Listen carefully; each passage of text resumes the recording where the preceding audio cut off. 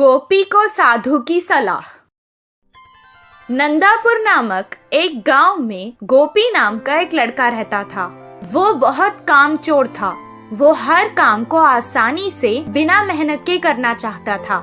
मेहनत का काम उसे बहुत मुश्किल लगता था। उसे घूमना फिरना और मस्ती करना बहुत पसंद था। वो हमेशा गांव के बच्चों के साथ फिरता रहता था। उसके माँ बाप उसके लिए बहुत चिंतित थे। वो बस अपने बच्चे को सुधरता देखना चाहते थे।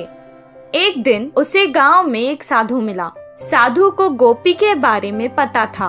उसे सुधरने के लिए उसने उसे एक सलाह दी। तुम बहुत अमीर हो जाओगे अगर तुमने मेरी ये बात मान ली तो। अपने गांव के बाईं तरफ एक आम का पेड़ है। उसके 10 कदम पर अगर तुम खोदना शुरू करोगे तो तुम्हें वहाँ सोने का खजाना मिलेगा। ये बात सुनकर पहले गोपी बहुत खुश हुआ, लेकिन मेहनत लगेगी सोचकर ये कहने लगा, आप इस खजाने के बारे में मुझे ही क्यों बता रहे हैं? आप खुद भी तो इसे लेकर अमीर हो सकते हैं।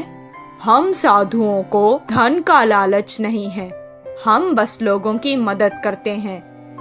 इतना कहकर वो वहाँ से चला गया। गोपी कहने लगा कि उस खजाने के लिए पता नहीं कितना खोदना पड़ेगा, और अगर इतनी मेहनत के बाद भी खजाना अगर नहीं मिला तो सब बेकार हो जाएगा।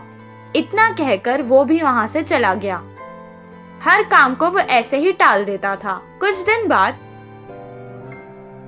गांव में पानी बंद हो गया।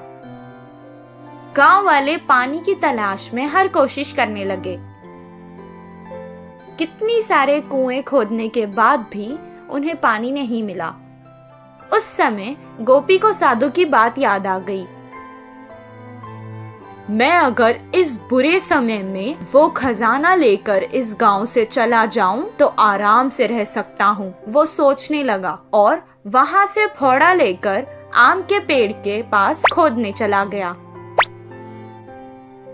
कितना खोदने पर भी उसे खजाना नहीं मिला, लेकिन गांव की ऐसी हालत देखकर उसने खोदना बंद नहीं किया। खजाना लेकर यहाँ से चला जाने की लालच में वो खोदता ही गया। 4 दिन तक खोदने के बाद उसके पैरों के नीचे उसे पानी महसूस हुआ। कुछ देर बाद उस घड़े में पानी भरने लगा। वो तुरंत उस घड़े से बाहर निकल गया। पानी कुएं की तरह उस घड़े में भर गया।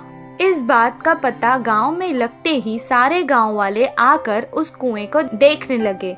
गांव वालों की जान बचाने के लिए सबने उसे कुछ न कुछ उपहार भी दिया। मेहनत के बाद शाबाशी के साथ साथ उसे इनाम में मिला, जिससे वो बहुत खुश हुआ और इस दिन से वो मेहनत के काम करने लगा। गोपी के कुएं से उस गांव की परेशानी भी खत्म हो गई और सब खुशी खुशी रहने लगे।